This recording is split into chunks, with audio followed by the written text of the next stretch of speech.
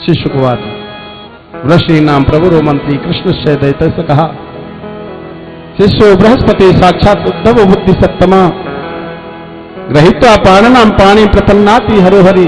हाथ पकड़ रखा है मेरे गोविंद का उद्धव ने। कहा गच्छ उद्धम ब्रजम सौम्यम पुत्र नो प्रीतम आवव गोपी नाम मद वियोगादि मत संदेश विमोच।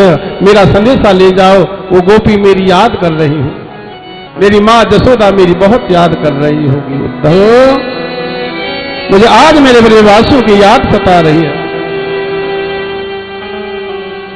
उनकी याद आ रही। उद्धव बोले, गोविंद कैसी बातें कर रहे हो, उन ब्रजवासियों की याद तुम मत करो, तुमको याद नहीं आएगी। कहा उद्धव प्रेम कभी एक तरफ से नहीं होता, प्रेम तो दोनों तरफ से होता है। मेरे राष्ट्र भारत में एक कवित्री हुई है जिनका नाम है महादेवी वर्मा। महादेवी की कविता पढ़ करके देखना, क्या विचित्र कविताएं लिखी हैं। उन्होंने लिखा, अरे सखी दीपक जलता है तो पतंग भी जलता है, प्रेम एक तरफा कभी होता ही नहीं, प्रेम तो दोनों तरफ से होता है। मेरे ब्रजवासी मेरी याद करते हैं, इसलिए मुझे उनकी याद आ रही है। और क्या बताऊं उद्धव, सुन मेरी बात, ता मन मनस का गोपियों का मन में हूं। सज्जनों ध्यान से सुनना, बहुत अच्छा प्रसंग है। मेरे गोविंद ने गीता का ज्ञान दिया अर्जुन को, और 3 बार अर्जुन से दक्षिणा मांगी है। अर्जुन तू मुझे दक्षिणा दे दे। बोले प्रभु क्या दक्षिणा दे दूं? बोले मन मना मन वक्त मध्याजी नमस्कुरु, गीता जी का श्लोक है। तू मुझे दक्षिणा में अपना मन दे दे।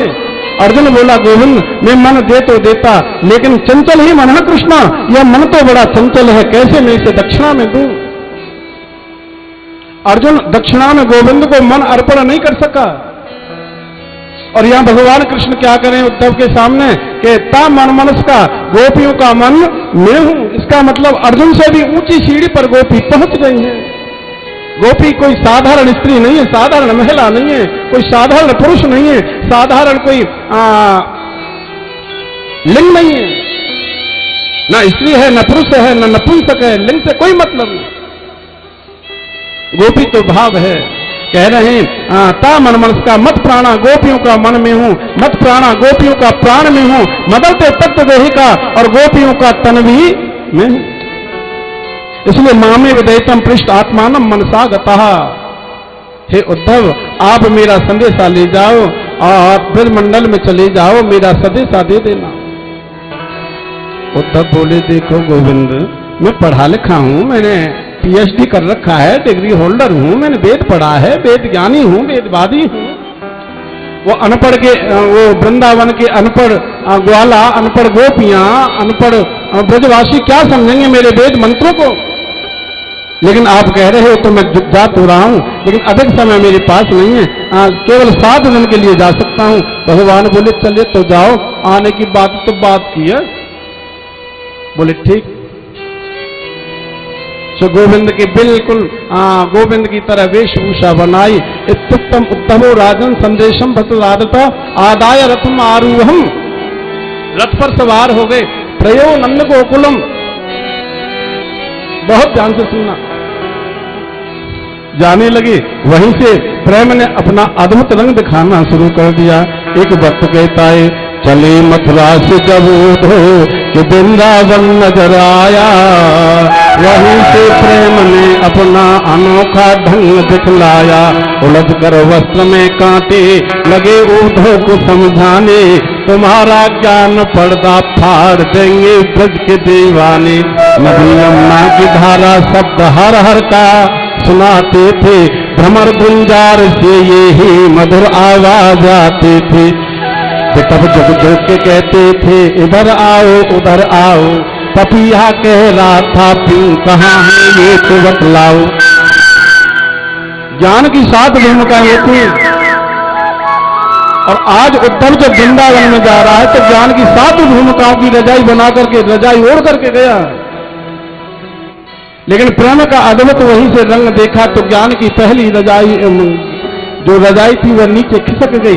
ज्ञान की पहली सीढ़ी, ज्ञान का जो पहला सोपान था सप्त प्रबंध ज्ञान सो पाना। हाँ, पहली सीढ़ी खिसक गई और फिर उस रास्ते पर आया। वहां ग्वाल वाल बैठे हुए, उन्होंने एक नियम बना लिया, जिस रास्ते से गोविंद गए थे उसी रास्ते पर अपना अपने भोजन लेकर के आते हैं, रास्ते में बैठ जाते हैं, गोविंद की इंतजारी करते हैं। गोविंद नहीं आते हैं, संध्या को जब भगवान नहीं आते भोजन भी करते नहीं, अपनी माँ के पास में जाते हैं, अपनी माताओं के चरणों में सिर रखते हैं, रोते हैं। माँ कहती है, क्यों रो रहा बेटा? माँ, कृष्ण तो आजू नहीं आयो।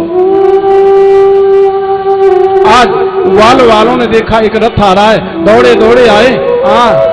इधर मेरे गोविंद का एक बाल सखा छोटा सा, बोले लाला गोविंद आ रहे हो? मैं झाड़ी में छिप जाता हूँ, गोविंद मेरे बारे में पूछेगा जरूर, तो तुम कह देना वो तुझसे नाराज है, झाड़ी में बैठा है, मेरे पास में आवेगो वो गोविंद, मैं वासु बोलूंगा ना, हाथ जोड़ के मेरे सामने खड़े होगो, मैं कहूंगा कृष्ण, मैं ना बोलू तू तो बड़ो निष्ठुर है, पहले माफी मांग, पहले कान पकड़, सॉरी बोल। ये प्रेम नहीं तो क्या है? जो साक्षात्कार में परमात्मा, उसके लिए ऐसा कह रहे हैं ग्वाल वाल। बस सारे ग्वाल वाले दौड़े दौड़े उस रथ के ऊपर, रथ के पास में आए, देखा वहां उद्धव है, कृष्ण नहीं है, रो करके पछाड़ खा करके गिर गए। वहां झाड़ी में बैठा था वो बाल सखा, आवाज लगाने लगा, अरे ग्वाल वालो, अरे भैया जा रथ में गोविंद ना आए, जा रथ में गोविंद हो तो अब तक तो वह छलांग लगा तो वह वो मेरे पास में आ गए हो तो। दौड़ो दौड़ो बाल सखा आयो, ग्वाल वाल रो रहे, उद्धव के ज्ञान की जो रजाई थी वो खिसक गई, नीचे गिरने लगी। रोते हुए ग्वाल वालों से कहा, अरे भैया मोको नंद बाबा के महल की तरफ जानो है, नंद बाबा के महल को रास्ता बता दो। बोले तो ठीक है, नंद बाबा के महल में जाना है उद्धव तो सीधे चले जाओ, सामने नंद बाबा का महल आ जाएगा। और नंद बाबा के महल की एक और विशेष पहचान बताएं। बोले बताओ। बोले नंद बाबा के महल के चारों तरफ एक खाई है, उस खाई में जल भरा पड़ा है, और उस जल को उद्धव साधारण जल मत समझ लेना। जिस दिन से गोविंद मथुरा गए हैं उसी दिन से ब्रज की वृंदावन की गोपियां रो रही हैं, माँ जसोदा रो रही है, नंद बाबा रो रहे हैं, ग्वाल वाल रो रहे, गाय रो रही है, बछड़ा रो रहे, उनकी आंखों का जल है रे उद्धव, उसे तू साधारण जल मत समझ लेना। इतना कह करके रोने लगे। उद्धव की आंखें नम हो गई, मन में सोचा, वारे कृष्ण तूने मुझे कहां भेज दिया, तेरे प्राणों में इतने पागल हो रहे हैं, मुझे कहां भेज दिया माधव।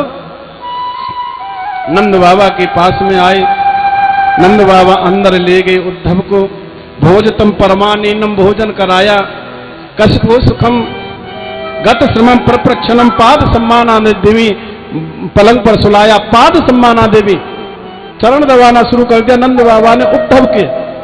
उद्धव बोले, बाबा मेरे चरण मत दबाओ, मुझे लज्जा आ रही है, तुम वृद्ध हो मैं जवान हूं। नंद बाबा बोले, लाला उद्धव कहा बताऊं, मेरो कनुआ जब संध्या के समय गाय चरा करके वापस आता था, मुझसे कहता था, बाबा आज मैं बहुत थक गया हूं। वह गोविंद की झांकी और गोविंद का वचन मुझसे सुना नहीं जाता था।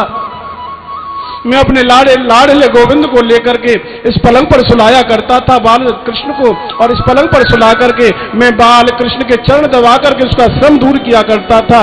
उद्धव आज वो कृष्ण नहीं आया तो मैं तो तेरे अंदर ही उस कृष्ण का दर्शन कर रहा हूं। सिया राम में सर्वज्ञ ज्ञानी, ईशावास निदम सर्वम यत्किंच जगताम जगते तेन तक्तेन बुझीता। यह नंद बाबा की भक्ति नहीं तो क्या है?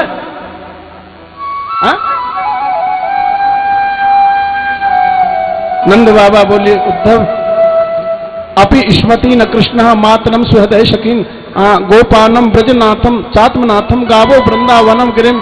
कृष्ण मेरी याद करता या नहीं करता, अपनी माँ की याद करता या नहीं करता, गोपियों की याद करता या नहीं करता, गावो वृंदावनम गिरिम, इन गायों की याद करता या नहीं करता है, गिरिम गोवर्धन की याद करता या नहीं करता है।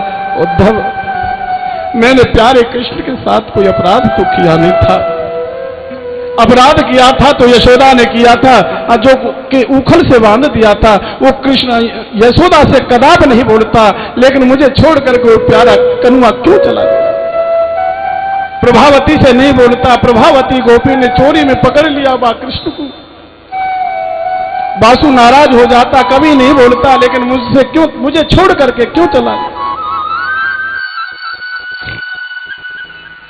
बस नंद बाबा ऐसा कह रहे थे, वहीं माँ जसोदा उखल से मस्तक लगा करके बैठी हैं, कहने लगे ए, ए, ए, ए, ए, ए, जरा जरा धीरे से बोलो, जोर से मत बोलो, जोर से बोलोगे तो मेरो लाला जग जावेगो, मेरो लाला जग जावेगो तो मुझको काम नहीं करने देगो, धीरे बोलो धीरे।